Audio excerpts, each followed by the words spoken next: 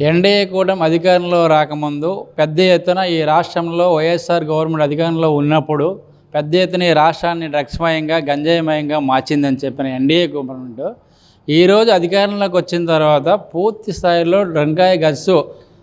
Drugs గంజాయి వాళ్ళే మత్తులోకి దింపడం కంటే వ్యతిరేక కార్యక్రమాలు పాల్పోకూడదని చెప్పి సామాన్య ప్రజల నుంచి పెద్ద ఎత్తున ప్రచారాలు ఆర్భాటాలు ఎస్పీలు కలెక్టర్లు మినిస్టర్లు ప్రజాప్రతినిధులే స్వయంగా ప్రతి జిల్లాలో పాల్గొని సైకిల్ యాత్రలు బైక్ యాత్రలు వాక్ రన్లు పెట్టి ప్రచారం చేశారు ఎన్డీఏ గవర్నమెంట్ అధికారంలోకి వచ్చిన తర్వాత. ఇప్పుడు ఏమవుతుంది, నిన్న హైదరాబాదు శివార్లలో హుజూర్ నగర్లో ఏలూరు ఎంపీ పుట్టా మహేష్ యాదవ్ స్వయంగా రేవ్ పార్టీలో డ్రగ్స్ తీసుకుంటూ పోలీసులకు పట్టుబడ్డారు. పోలీసులు పట్టుబడితే స్టేషన్ బెయిల్ ఇప్పించి పక్కదోర పట్టించి అతన్ని తప్పించారు. అక్కడ మాజీ ఎమ్మెల్యే బీఆర్ఎస్ ఎమ్మెల్యే సంబంధించిన ఎమ్మెల్యే పోతుని బైరెడ్డి మహేష్ రెడ్డికి కూడా బెయిల్ ఇవ్వకుండా కేసులు అరెస్ట్ చేశారు.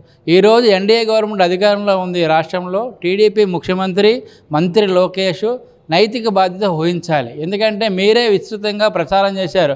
గత ప్రభుత్వం కంటే మా ప్రభుత్వం వచ్చాక పూర్తి స్థాయిలో గంజాయి రహిత రాష్ట్రంగా లేకుండా చేస్తాము, ఈ రాష్ట్రంలో ఉక్కుపాదం మోపుతామని చెప్పి హోంమంత్రి అనిత గారు పెద్ద ఎత్తున ప్రచారాలు చేస్తూ ఈరోజు ఆర్భాటాలకు పోయారు. స్వయాన వాళ్ళ పార్టీ ఎంపీ చేస్తే ఈరోజు ప్రజలకు ఏమని చెప్తారు? యువతకి ఏ సందేశం మీరు ఇస్తున్నారు? అందరూ డ్రగ్స్ వైపు నడమని చెప్తున్నారా, లేకపోతే ఉద్యోగాలు చేయమని చెప్తున్నారా, ఉద్యోగ అవకాశాలు కల్పిస్తామని చెప్తున్నారా, లేకపోతే మత్తులో తోగండి ఈ రాష్ట్రాన్ని మత్తు రాష్ట్రంగా తయారు చేస్తారా?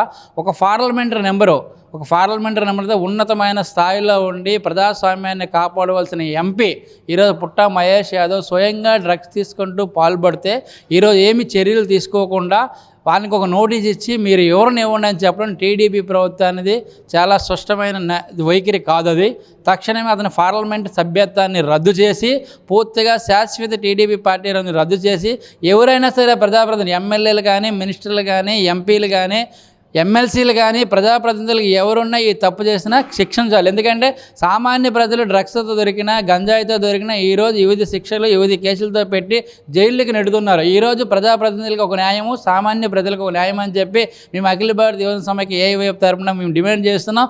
ఇది కానీ మీరు కట్టడి చేయకపోతే రాష్ట్ర వ్యాప్తంగా ఏఐవైఎఫ్ ఆధ్వర్యంలో పెద్ద ఎత్తున ఆందోళనలకు కూడా శ్రీకారం చుట్టడానికి మేము సిద్ధంగా ఉన్నాం. నా పేరు ఎం యుగంధర్, ఏఐవైఎఫ్ రాష్ట్ర ప్రధాన కార్యదర్శి.